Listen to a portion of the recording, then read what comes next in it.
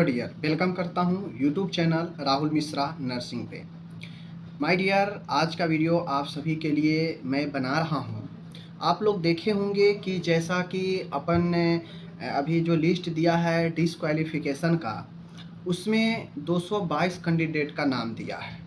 और आप लोग को पता होगा कि लगभग 5272 कैंडिडेट को डीवी के लिए बुलाया गया था।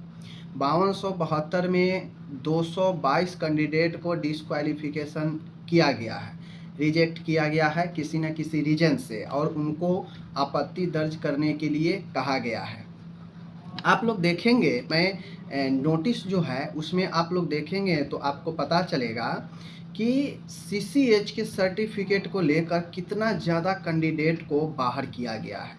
222 कैंडिडेट है, तो आप लोग यहाँ पे देखेंगे तो 222 में लगभग 75% जो कैंडिडेट को रिजेक्ट किया गया है वो सीसीएच के सर्टिफिकेट के ऊपर किया गया है। यानी कहीं ना कहीं सीसीएच के सर्टिफिकेट या तो गलत तरीके से बनवाया गया था, या यूँ कहा जाए तो उनका कॉलेज उनको सही फॉर्मेट में बना के नहीं दिया था, जो आईएनसी का फॉर्मेट है उस फॉर्मेट में नहीं दिया था।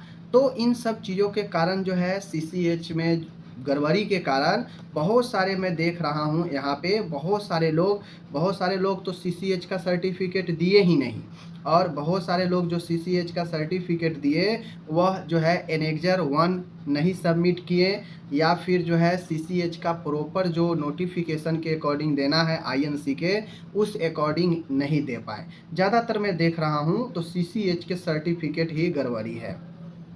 तो कहीं ना कहीं सीसीएच के सर्टिफिकेट है ज़्यादातर गड़बड़ी है। तो इतना तो बातें स्पष्ट हो जाता है कि सीसीएच के गड़बड़ी है, तो कहीं ना कहीं बहुत सारे लोग जो है ऊपर से इधर उधर करके जो है सीसीएच के बनवा के डाल दिया होगा, लेकिन वेरिफिकेशन में प्रॉपर नहीं पाया गया होगा तो उनको छाड़ दिया होगा।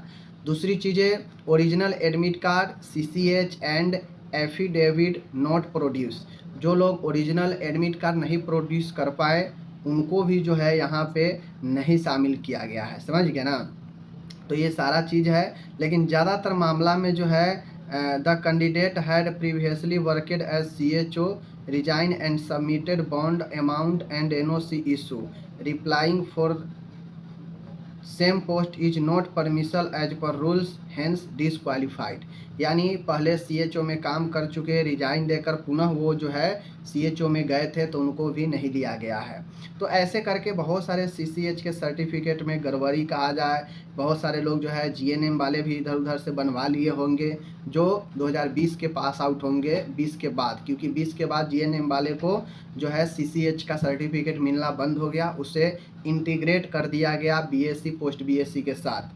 लेकिन इसमें बहुत सारे सीसीएच का गड़बड़ी दिखा रहा है, तो ये ज़्यादातर जीएनएम के ही कैंडिडेट इसमें होंगे जो एग्ज़ाम दिए होंगे और अपने कॉलेज से या कहीं से वो सीसीएच के बनाकर डाल दिए होंगे, जो प्रॉपर ढंग में प्रॉपर तरीके से नहीं रहा होगा। अब इनको वैसे मौका दिया गया है कि आप जो है इस पर अपना ऑब्जेक्शन कर सकते हैं, लेकिन मुझे नहीं लगता है कि ज़्यादातर जो सीसीएच का प्रॉपर वे में, अगर रियली में कोई पोस्ट बीएससी किए होंगे जीएनएम के बाद तो प्रॉपर वे में बना के दे देंगे, सबमिट कर देंगे। लेकिन अगर कोई प्रॉपर जीएनएम के बाद डायरेक्ट फॉर्म भर दिया होगा और इधर उधर से बनवा के अपलोड किया होगा, तो वैसे कैंडिडेट मुझे नहीं लगता है कि सबमिट कर पाएंगे, प्रॉपर तरीके से ऑब्जेक्शन कर पाएंगे। कुल मिला के 222 कैंडिडेट को मैं यहाँ पे जो देख रहा हूँ, 222 कैंडिडेट को जो है टोटल डिसक्वालीफाइड लिस्ट जारी किया गया है। इसमें से मैं मान के चलता हूँ कि लगभग 70 से 72 कैंडिडेट को हो सके कि वो अपना ऑब्जेक्शन सही तरीक़ा से दें। बाकी मुझे लगता है 150 कैंडिडेट जो है आपको इसमें से हट जाएंगे। तो 150 अभी इधर हट जाएंगे, तो आप खुद समझिए 5272 में से 150 हटा दीजिए तो लगभग 5100 कैंडिडेट अभी भी रेस में है। अभी भी 5100 कैंडिडेट के आसपास रेस में हैं। अब 5100 में से ज़्यादातर जो समस्या मैं यहाँ पे देख रहा हूँ, किन कैटेगरी के थोड़ा बहुत डर है, बहुत सारे लोगों को मन में डर है, लेकिन मैं आपको यहाँ पे बता देता हूँ कि किन कैटेगरी में ज़्यादा डर जो है थोड़ा सा होने वाला है। बाकी अदर कैटेगरी में उतना समस्या नहीं होने वाला है। मैं आपको अभी ही ये चीज़ें क्लियर कर देता हूँ कि किन कैटेगरी में ज़्यादा जो है आपको समस्या हो सकता है, थोड़ा बहुत ज़्यादा, और वो सबको पता है कौन से कैटेगरी में होगा, लेकिन मैं उसको जो है यहाँ पे क्लियर करने का प्रयास कर रहा हूँ। देखिए, आप लोग देखेंगे यहाँ पे यूआर कैटेगरी में 979 सीट है। यूआर कैटेगरी में 979 सीट है। जिस यूआर में बाहर के भी लोग होंगे, बिहार के भी लोग होंगे, तो कुल मिला के यूआर का रिजल्ट जो है ज़्यादा कैंडिडेट पास आउट होता है।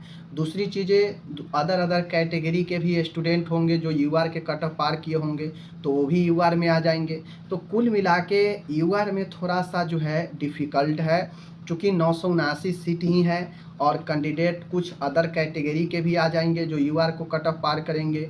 दूसरी चीज़ें, अदर स्टेट के रहते हैं, प्रॉपर बिहार के रहते हैं, तो ऐसे में इनका संख्या भी उस लिस्ट में ज़्यादा होगा। समझ लीजिए, जो ये लिस्ट है, जो फाइनल लिस्ट आएगा, या फिर जो डीवी हुआ है, डीवी वाला लिस्ट, उसमें भी यूआर का जो कैंडिडेट है ज़्यादा होगा उसमें।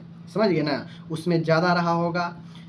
दूसरी चीज़ें, यूआर के कट ऑफ ज़्यादा जाएगा। अब ये बताना मुश्किल है कि कितना कट ऑफ जाएगा, कट ऑफ ये देंगे भी या नहीं देंगे, क्योंकि एचएसबी जो है ज़्यादा कट ऑफ में दिमाग नहीं लगाता है। दूसरी चीज़ें, सबसे ज़्यादा पद एससी का है 1243, और यह 1243 पोस्ट में से लगभग मैं बता दूं तो आपको 300 से 400 पोस्ट खाली जाने वाला है। 1243 में से 400 से 500 के आसपास पोस्ट आपके खाली जाएंगे। ईबीसी का है, इसमें भी जो है थोड़ा बहुत कट ऑफ कम जाएगा, ज़्यादा नहीं जाएगा। ओवरऑल मैं मिला के देखता हूँ, यहाँ पे बीसी का 640 है।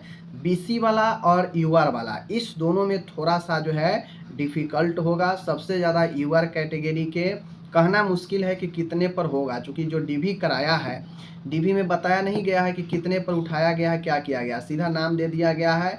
अब किसका नाम फाइनल में आएगा ये पता नहीं है। तो देखिए, एससी में तो ये गारंटी है कि सीट जो है उसका वैकेंट जाने वाला है। यूआर में मामला ज़्यादा टफ है, और ईबीसी में भी जो है ज़्यादा कट ऑफ जाएगा नहीं। दूसरी चीज़ें, हो सकता है ईबीसी में भी सीटें खाली चला जाए, ये भी हो सकता है। दो कैटेगरी, एससी और ईबीसी, दोनों के लिए काफ़ी आसान होने वाला है। बीसी और यूआर, ये दो ऐसे कैटेगरी हैं जिनको काफ़ी ज़्यादा मुश्किल होने वाला है, और कितना कट ऑफ इन दोनों का जाएगा पता नहीं। जिनका लिस्ट में नाम है और जिनका नंबर कम है, तो थोड़ा सा उनके लिए टफ कंडीशन है, क्योंकि आपको पता है कि जो 5200 के आसपास कैंडिडेट है, उसमें से 200 कुछ को अभी रिजेक्ट किया है। उसमें से कुछ लोग अपना रिजेक्शन को बचा लेंगे आपत्ति दर्ज कर को, और बहुत ज़्यादा लोग नहीं बचा पाएंगे, क्योंकि ज़्यादातर लोग सीसीएच के सर्टिफिकेट के कारण ही बाहर हुए हैं, तो वो तो कहीं इधर उधर से किए होंगे। अब यहाँ पे सबसे महत्वपूर्ण चीज़ें हैं कि अब देखना होगा। और दूसरी चीज़ें ये है कि ये जो राज्य स्वास्थ्य समिति ने अभी जो लिस्ट जारी किया है डिस्क्वालिफिकेशन का, एक तो इतना लिस्ट समय पार करके जारी किया है। दूसरा चीज़ें, 10 तक आपत्ति दर्ज ले रहे हैं। अब आप खुद समझिए, 10 तक आपत्ति दर्ज लेने का क्या मतलब है। 10 तक आपत्ति दर्ज लेने का क्या मतलब है, कोई मतलब नहीं है। आप चाहते तो 3 दिन, बहुत ज़्यादा समय हो गया, 3 दिन समय दे देते, और इतना 10 तक अब ले गए। 10 तक के बाद ये कम से कम 5 दिन ले लेंगे आपत्ति को निराकरण करने में। फिर जो है 15-16 तक जो है हो सकता है कि इसका फाइनल रिजल्ट देंगे, फाइनल लिस्ट देंगे। तो कुल मिला के यहाँ पे देखने वाली बात है कि पूरा सीट 4500 जो निकला है, फिल हो भी पाता है या नहीं भी हो पाता है। सीएचओ में तो पहले से ही यूआर कैटेगरी के लिए बहुत ज़्यादा टसम टस चल रहा था, क्योंकि बहुत पहले जब बहाली आया था लगभग 24 में, यूआर का पद ही उड़ा दिया गया था। यूआर का एक भी पद ही नहीं था, जिसके बाद केस हुआ तो फिर से जाकर यूआर का पोस्ट ऐड किया, पता होगा आप लोग को। तो कुल मिला के मामला बहुत गंभीर है ईडब्ल्यूएस, यूआर और बीसी के लिए। बाकी एससी के लिए और एससी के लिए और ईबीसी के लिए ज़्यादा कठिन नहीं है, और उन लोगों को आसान हो जाएगा जॉब होना। यहाँ तक कि इन दोनों कैटेगरी में सीट भी खाली जा सकता है। बात समझ रहे हैं, और देखते हैं। लेकिन स्वास्थ्य समिति को इतना समय नहीं लेना चाहिए, 2 से 3 दिन निराकरण का समय देकर और जल्दी निपटारा कर देते। 10 तक इनको फाइनल लिस्ट जारी कर देना चाहिए था, लेकिन ये पता नहीं क्या करते हैं। चलिए कोई दिक्कत नहीं, प्रोसेस है, इनका मतलब है कि हम लास्ट तक ज्वाइनिंग दें और सबके साथ हम जो है नियुक्ति पत्र का वितरण करें। इनका मैं पहले से ही बता रहा हूँ, मामला यही है कि सबके साथ और भी बहाली है उसको क्लियर करके इसके साथ ही जो है क्या किया जाएगा, नियुक्ति पत्र दिया जाए। ऐसा इन लोग का प्रोग्राम रहता है, क्योंकि इतना टाइम किल करके डिसक्वालिफिकेशन के लिस्ट दिए हैं। अब यहाँ पे 5 दिन किल करेंगे ऑब्जेक्शन लेने में, फिर 5-6 दिन जो है लेंगे उसको निराकरण करने में, देन उसके बाद जो है फाइनल लिस्ट जारी करेंगे और लगभग ये महीना लास्ट कर देंगे। बात समझ रहे हैं? तो यही है। और बाकी यूआर में हमसे बहुत लोग पूछते रहते हैं कि यूआर में मेरा इतना है, यूआर में इतना है, बीसी में इतना है, होगा नहीं होगा। तो थोड़ा सा मामला टफ है यूआर के लिए और बीसी के लिए। बाकी अदर जो भी कैटेगरी बच जाते हैं उनके लिए ज़्यादा मामला टफ नहीं है। लिस्ट में नाम आ गया है आपका, एससी कैटेगरी से है या फिर ईबीसी कैटेगरी से है, लिस्ट में आपका नाम है, उम्मीद है 90% आपको जॉब हो जाएगा, 95% उम्मीद है हो जाएगा। बाकी यूआर कैटेगरी के लिए और बीसी कैटेगरी के लिए अगर आपका मार्क्स ठीक ठाक है तो आपको जॉब हो जाएगा। क्योंकि देखिए यहाँ पे जो लिस्ट दिया गया है, हो सकता है 5200 में, हो सकता है 5200 में 979 यूआर कैटेगरी का है, हो सकता है 5200 में 2000 यूआर कैटेगरी ही हो, ये भी ना हो सकता है। क्योंकि अदर कैटेगरी का जो है आपका कैंडिडेट इसमें आ जाएगा जो यूआर के कट ऑफ पार करेगा, वो भी हो सकता है। बाहर के कैंडिडेट हैं जो बिहार के होंगे वो भी यूआर में डाले होंगे। तो ऐसे में क्या है कि हो सकता है यूआर का सिर्फ जो है 1500 कैंडिडेट हो जाए उस लिस्ट में, ये भी हो सकता है। ये भी हो सकता है कि 5200 जो दिया था उसमें सिर्फ और सिर्फ जो है यूआर कैंडिडेट ही जो है आपका 1200-1500 के आसपास हुआ हो, क्योंकि उसका चारों तरफ से फॉर्म भरने का खुला रास्ता है, उसमें कोई भी भरता है।